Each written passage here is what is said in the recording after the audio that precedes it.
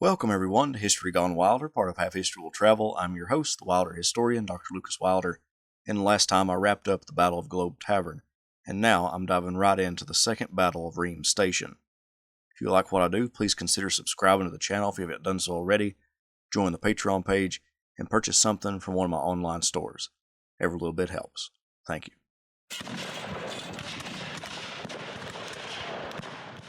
Following the Battle of Globe Tavern, the Union still held on to the Weldon Railroad, which helped prevent supplies from getting into Petersburg and Richmond. Ulysses S. Grant wanted to wreck more of the railroad, but realized that the 5th Corps under Gouverneur K. Warren was devastated after the Battle of Globe Tavern. However, Grant didn't hear about the devastation of the Corps from its leader, but Richmond newspapers. When he read about the over 2,500 prisoners taken by the Confederates, Grant realized the Corps had been hit much harder than expected, so he needed to find other troops to help destroy the railroad. He thought first of using the 18th Corps, but they were weakened by sickness and had been in the trenches for months now. He and George Meade had already moved the 9th Corps and the 2nd Corps troops toward Warren's position at Globe Tavern, so it was determined to send the rest of the 2nd Corps south of the Globe Tavern to Reams Station to continue to wreck the railroad. A battle had already took place at Reams Station at the end of June. It ended the raid of Union Cavalry Commander James Wilson. It was a horrible defeat for Wilson and the Union. Now the 2nd Corps would move down the Jerusalem Plank Road, then head west to Reams Station, just below Warren, where Union Cavalry held the area. The 2nd Corps, led by Union Major General Winfield Scott Hancock, was an odd choice for use for the assignment. It was the most dependable of the Union Corps in the Army of the Potomac, but that is exactly why its numbers were down. Grant and Meade used Hancock's corps extensively during the Overland Campaign and during the Siege of Petersburg. The casualties from so much combat resulted in those men being replaced with green troops. So even if the corps possessed the numbers to combat the Confederates, the men were inexperienced, something Hancock complained about during this time.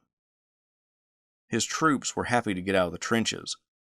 By daylight, we found ourselves in the midst of a country which had not been much desolated by the march of war.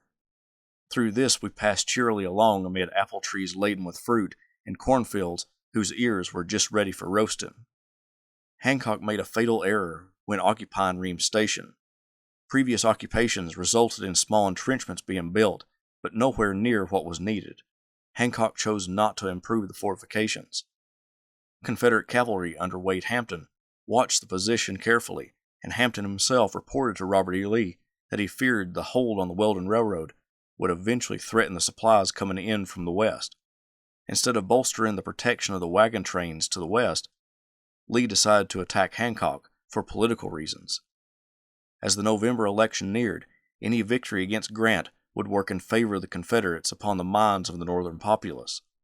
Lee wagered that if he could drive Hancock from the railroad, then he would score a victory politically against Lincoln. For this attack, Lee nearly stripped all of his entrenchments around Petersburg of troops, including some newly arrived brigades from Charles Field's division.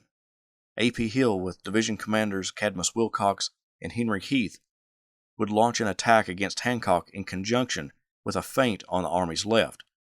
George Pickett, commanding troops on the Howlett Line at Bermuda Hundred, and Pierre-Gustave Toutant Beauregard, just across the Appomattox River in Petersburg, would exchange false signals to make Grant and Meade think a major attack was coming at Bermuda Hundred. At 1 p.m., Hill gave the orders for his troops to begin a movement west and south, avoiding Warren's troops at Globe Tavern in order to strike at Reams Station.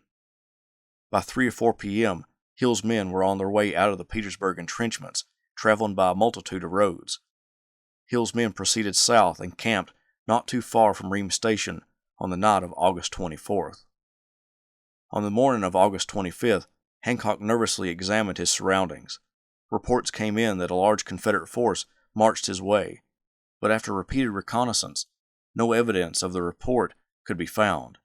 Hill's men were having to move cross-country to get to Reams Station. They had already marched about 10 miles the previous day, but were still a few miles from the enemy. They planned to attack early that morning, but delays pushed that plan back. Although it was working against the Confederates' plan, this lured Hancock into a false sense of security. The rebel cavalry attacked first, Driving up from the south, the horsemen pushed back the Union skirmishers and caused such a disturbance that Hancock was forced to advance some of his infantry. One Union soldier remembered, "We were close enough to the enemy to hear their guns snap and hear the officers giving their commands. Captain F. M. Acton and the rider lay low among the corn, as close to the ground as we could lie, the cornstalks near and around us being cut off by the bullets of the enemy, as though knives were cutting them, the balls striking in the sand threw it in our faces." Hampton's cavalry couldn't handle the situation with more Union infantry being deployed, so he sent word to Hill to find out why he wasn't attacking. Hill told him about the delay and then instructed Hampton to draw the Federals away from Reams Station so the Southern infantry could hit them in the rear as they went after the cavalry. Hampton implemented this new plan, engaging with the Federal infantry, then pulling back. John Gibbon, the division commander of the infantry that engaged with Hampton's troops, ordered his brigades to advance down the railroad to determine how large of a force opposed them. The push south resulted in Hancock gaining prisoners that informed him that Hill was going to most likely attack that day, and soon. Hancock pulled Gibbon's men back to the main line and told his men to prepare for battle. A Union artilleryman in the earthworks remembered that he heard some musketry in his front and then immediately saw Union horsemen running toward him, raising a great dust and riding as recklessly as if the whole rebel army was at their heels. The Second Battle of Reams Station was beginning to erupt.